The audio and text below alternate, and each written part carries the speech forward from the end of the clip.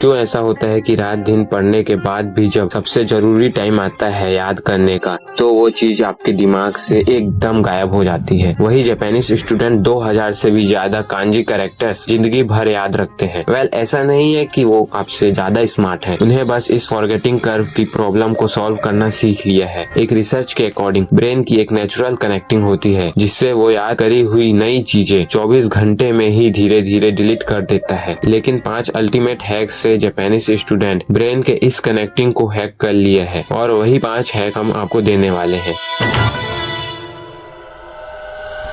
सबसे पहला है समुराई स्टाइल मेमोरी। ज्यादातर स्टूडेंट सोचते हैं कि पढ़ना मतलब दिमाग में चीजों को भरना, जितना ज्यादा भरोगे उतना अच्छा। नोट्स को बार बार रीड करना, इम्पोर्टेंट चीजों को अंडरलाइन करना, हाईलाइट करना, जिससे चीजें आपके दिमाग के अंदर जा तो रही है, पर वो एग्जाम हॉल के अंदर याद आएगी या नहीं, इस चीज की प्रैक्टिस तो आपने करी ही नहीं। नॉर्मल स्टूडेंट पढ़ाई ऐसे करता है जहाँ वो बस अपने ब्रेन को इनपुट देते जाता है, वहीं एक स्मार्ट जापानीज स्टूडेंट अपने ब्रेन को आउटपुट के लिए ट्रेन करता है। जापान में वॉरियर्स एक प्रैक्टिस करते थे जिसे कहते हैं मोशा सुग्यो, जहाँ समुराई अपना घर, अपना कंफर्ट जोन छोड़कर अलग अलग टाउन्स और डोजोस में जाते थे। हर जगह उन्हें नई कंडीशन, नया अपॉर्चुनिटी और नया चैलेंज मिलता था। वहाँ पे टीचर्स उन्हें बार बार स्टेप याद नहीं दिलाते थे, समुराई को खुद याद करनी पड़ती थी। अपने ट्रेनिंग, अपने फॉर्म्स और अपने मूव्स, हर फाइट एक टेस्ट होता। याद करो, अप्लाई करो और सरवाइव करो, यही होता था उनका एक्टिव रिकॉल। मेमोरी भी बिल्कुल ऐसे ही ट्रेन होती है। जब हम अपने ब्रेन को फोर्स करते हैं चीजों को याद करने के लिए, वो जो स्ट्रगल होता है उसे आपके ब्रेन में इलेक्ट्रिक सिग्नल जाता है जो आपकी ब्रेन डम में खोई हुई चीजें ढूंढता है। आप जितने बार ये प्रैक्टिस करते हो, ये सिग्नल उतने ही ज्यादा स्ट्रॉन्ग होते जाती है। इसलिए बुक्स बंद करो, एक खाली पेज लो और लिखो जो याद है, या दोस्त के साथ क्विज खेलो। हो सकता है शुरुआत में इरिटेटिंग लगे, फ्रस्ट्रेशन हो कि कुछ याद ही नहीं है, पर यही सबसे पावरफुल ट्रेनिंग है। साइंस भी यही कहती है, हर बार जब हम स्ट्रगल करके कुछ रिकॉल करते हैं, हमारा ब्रेन उस मेमोरी को और गहरा कर देता है। और यही फर्क है एक नॉर्मल स्टूडेंट और एक जापानीज स्टूडेंट में। यहाँ याद करना सिखाते हैं, मगर जापान में याद करा हुआ कॉल कैसे करते हैं ये सिखाते हैं। पर क्या करें जब याद करने के लिए चीजें बहुत ज्यादा हो, उसके लिए यूज करो कोमोन मेथड। ये मेथड दुनिया भर में इतना फेमस है कि अब तो इंडिया में भी कोमोन सेंटर खुल गए हैं। इसका एक सिंपल सा फंडा है, एकदम छोटे मैनेजेबल स्टेप में सिखाना। मतलब एक ही बार में 10 चैप्टर दिमाग में डालने की कोशिश मत करो, बल्कि एक बार में एक चैप्टर के एक टॉपिक को मास्टर करने में फोकस करो। कोमोन में स्टूडेंट को एकदम बेसिक लेवल से शुरू करवाया जाता है, चाहे वो उनकी एक्चुअल क्लास से भी नीचे क्यों ना हो, और फिर धीरे धीरे दिमाग को चैलेंज दिया जाता है, बस इतना ही जितना वो हैंडल कर सके। एक दिन थोड़ा, अगले दिन उससे थोड़ा ज्यादा। इससे होता ये है कि उनका दिमाग ओवरलोड नहीं होता, बर्न आउट नहीं होता, और जो कंसेप्ट सीखा वो लाइफ टाइम के लिए चिपक जाता है। यही रीजन है कि कॉमन से सीखे हुए स्टूडेंट में रिटेंशन और अंडरस्टैंडिंग दोनों हाई होता है। और सोचो, अगर आप अपने स्टडी रूटीन में कॉमन अप्रोच लगा दो, एक दिन सिर्फ 1 या 2 पेज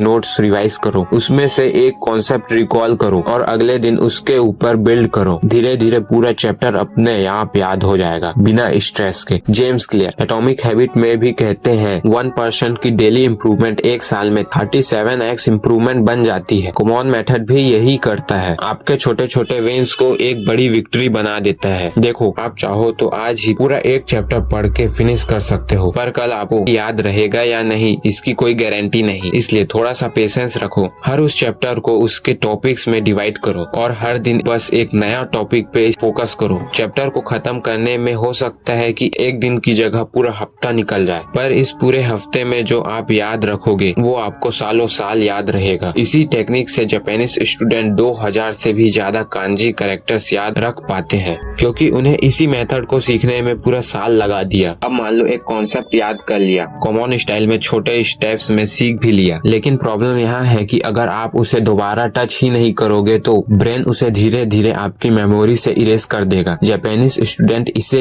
टैकल करते हैं एक तरीके से जो बिल्कुल गार्डनिंग जैसा है, इसलिए इस टेक्निक का नाम है द गार्डनिंग टेक्निक। जैसे एक पौधे को एक ही बार में एक बाल्टी भर के पानी दे दोगे तो उसे वो ग्रो नहीं करेगा, उसे बस हर 2-3 दिन में थोड़ा थोड़ा पानी चाहिए। वैसे ही मेमोरी को छोटे छोटे रिमाइंडर्स चाहिए, इसे कहते हैं स्पेस्ड रिपीटेशन। मतलब जो पढ़ा पढ़ा हुआ उसे रिवाइज करो 1 दिन बाद, फिर 3 दिन बाद, फिर 1 हफ्ते बाद और फिर 1 महीने बाद। हर बार आप टाइम गैप के साथ चीजें रिकॉल करते हो तो वो मेमोरी और गहरी होती जाती है। इससे भूलना और मुश्किल हो जाता है। आज से एक सिंपल स्पेस्ड रिपीटेशन शेड्यूल बनाओ। फॉर एग्जाम्पल, जो आपने आज पढ़ा हो उसे कल 5 मिनट में रिकॉल करो, फिर 3 दिन बाद दोबारा एक पेज नोट्स बना के रिव्यू करो और 1 हफ्ते बाद एक क्विक टेस्ट लो। इससे आपका सिलेबस एक बार में पढ़ी हुई चीजें से डबल ट्रिपल स्ट्रॉन्ग हो जाएगा। रिसर्च भी यही कहती है, जब रिकॉल को टाइम गैप के साथ रिपीट करा जाता है तो फॉरगेटिंग कर्व स्लो हो जाता है और मेमोरी की लाइफ स्पैन मल्टीपल हो जाती है। और देखो, बात सिर्फ एक सब्जेक्ट या सिर्फ किसी एक स्किल को मास्टर करने की नहीं है। आपको कई बार एक सब्जेक्ट से दूसरे सब्जेक्ट पे स्विच भी करना पड़ता है और इसे करने का एक स्मार्ट तरीका है इंटरलिव्ड प्रैक्टिस। आप एक एथलीट हो, अगर आप हर दिन सिर्फ बाइसेप कर्ल करो तो बॉडी का बैलेंस बिगड़ जाएगा, लेकिन अगर आप पुशअप्स, स्क्वाट्स और साथ में रनिंग सब मिक्स करके करोगे तो पूरी बॉडी एक साथ स्ट्रांग होगी। पढ़ाई में भी यही लॉजिक है। अब इसे गलत मत समझो, ये मल्टीटास्किंग नहीं है। मल्टीटास्किंग में एक ही वक्त में 2 काम करने की कोशिश होती है, जैसे फोन स्क्रॉल करते हुए नोट्स बनाना, खाना खाते समय यूट्यूब वीडियोस देखना। उससे किसी भी एक चीज पे फोकस नहीं हो पाता। इंटरलिविंग का मतलब है एक टाइम पे एक ही सब्जेक्ट पढ़ना, लेकिन शॉर्ट्स ब्लॉक में सब्जेक्ट को स्विच करना। ये कंट्रोल स्विचिंग है, डिस्ट्रैक्शन नहीं। अपने स्टडी सेशन को 25 से 30 मिनट के ब्लॉक में तोड़ दो। पहले ब्लॉक में मैथ्स के सम करो, अगले ब्लॉक में फिजिक्स की थ्योरी, फिर एक छोटा सा हिस्ट्री पैसेज। जब दिमाग को वैरायटी मिलती है तो वो कॉन्सेप्ट को अलग सिचुएशन में रिकॉल करता है और यही एग्जाम हॉल में सबसे ज्यादा जरूरी है। रिसर्च भी यही कहता है, इंटरलिविंग से ब्रेन सिर्फ एक ही चीज के पैटर्न पे नहीं टिका रहता, बल्कि वो अलग अलग कॉन्सेप्ट्स को समझता है, रिटेन करता है। और जापानीज स्टूडेंट का लास्ट और सबसे पावरफुल हैक इसी प्रिंसिपल को नेक्स्ट लेवल पे ले जाता है। उनके कल्चर का गोल्डन रूल, जो सीखो उसे सिखाओ। ये है सेंसे हैक। जापानीज कल्चर में एक चीज बहुत पावरफुल है, सेंसे ट्रेडिशन, मतलब जो सीखता है वो आगे सिखाता है। ये सिर्फ रिस्पेक्ट के लिए नहीं बल्कि एक लर्निंग हैक है, क्योंकि जब हम किसी और को सिखाते हैं